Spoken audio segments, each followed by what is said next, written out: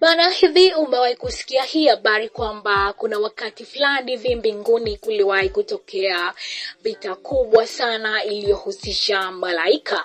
Au umewahi kupata habari kwamba mbinguni kuna vikosi mbalimbali vya malaika na kila kikosi kina kiongozi ambaye anakicontrol kama malaika mkuu? Sasa kama ulikuwa hujui, ni kwamba mbinguni kuna majeshi ya malaika maelfu kwa maelfu, na kila kikosi kina kiongozi ambaye amepewa jukumu tofauti na kiongozi wa kikosi kingine. Lakini pia hapa duniani kuna maelfu ya malaika ambayo yamemwagwa na kazi yao ni kufanya ulinzi kwa wanadamu. Na kama ulikuwa hujui, ni kwamba hata wewe binafsi kuna malaika ambaye amepewa jukumu la kuhakikisha kwamba anakulinda. Sasa hii ni story nyingine tena tofauti ambayo nimeplani kuja kuisimulia wakati mwingine, na hiyo siku kutakuwa na uwepo sana, kwa sababu angels mara nyingi sana huwa wanapenda kuzungumziwa. Sasa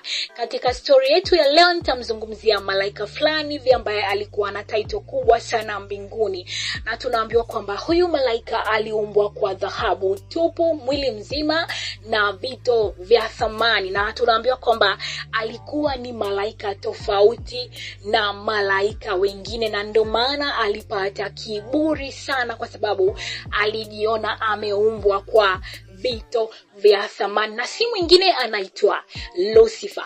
Biblia inatueleza kwamba Lucifer alikuwa ni kiongozi wa sifa na ibada kule mbinguni, na kwa lugha nyingine tunaweza kusema kwamba Lucifer alikuwa ni kiongozi wa timu ya praise and worship, na alikuwa anaongoza malaika ambao walikuwa wamepewa jukumu la kuhakikisha kwamba wanamsifu na kumwabudu Mungu usiku na mchana maisha yao yote. Sasa unaambiwa kuna baadhi ya malaika ambao walikuwa wanapiga drums, lakini pia kuna malaika wengine ambao walikuwa wanapuliza zile baragumu na filimbi ambazo zilikuwa zinatoa milio ya kufurahisha sana. Lakini kuna malaika wengine ambao walikuwa wanapiga vinanda ambavyo vilikuwa vinatoa mlio mzuri sana ambao ulikuwa unamfurahisha Mungu pale mbinguni. Lakini pia kuna malaika wengine ambao walikuwa wanapiga zile gitaa za solo, na wengine wakawa wanagonga zile gitaa za bezi. Lakini pia kuna wale malaika ambao walikuwa wameketi katika viti wakitumia vile vitabu ambavyo vilikuwa vimeandikwa noten ambazo walikuwa wanazitumia katika kuimba zile nyimbo ambazo zilikuwa zimeandaliwa kwa ustadi mkubwa sana.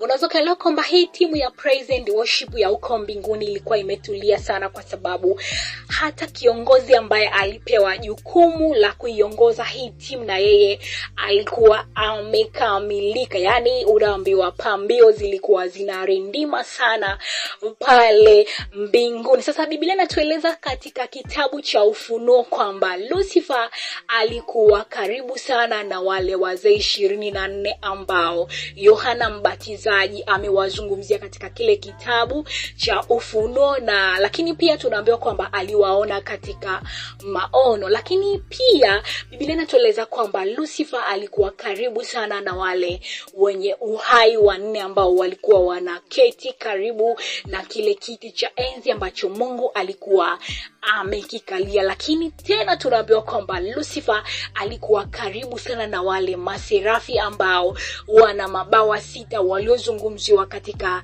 kitabu cha Isaya sura ya 6 mstari wa 1 hadi wa 3. Lakini pia cha kuongezea ni kwamba Lucifer alikuwa karibu sana na wale makerubi. Hawa ni malaika ambao walikuwa wanafanya ulinzi katika kiti cha enzi. Tunaambiwa kwamba hili jopo nililozungumzia lilikuwa lina kazi ya kusujudu, kusifu, kuabudu na kunyenyekea mbele za kiti cha enzi usiku na mchana maisha yao yote. Kwa hiyo unaweza kugundua kwamba Lucifer alikuwa na status kubwa sana, kwa sababu alikuwa karibu na jopo ambalo lilikuwa karibu sana na Mwenyezi Mungu, ukizingatia wale wazee 24 ambao huwa ni washauri wa baraza la Mungu. Unaweza kuelewa kwamba Lucifer ndo maana alipata kiburi. Lakini tunaambiwa kwamba Lucifer alikuwa anazijua siri nyingi sana za Mungu, Mungu kwa sababu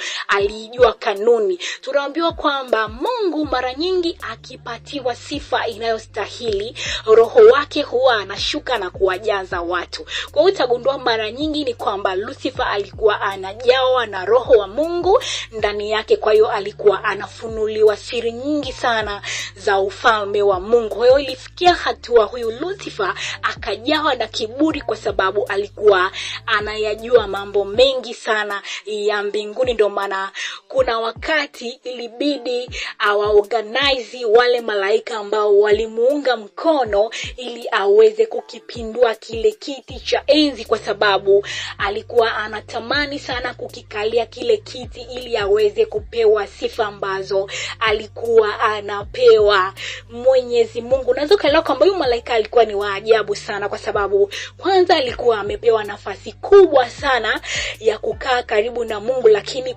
bado alijawa kiburi na kutamani kuweza kukalia kile kiti.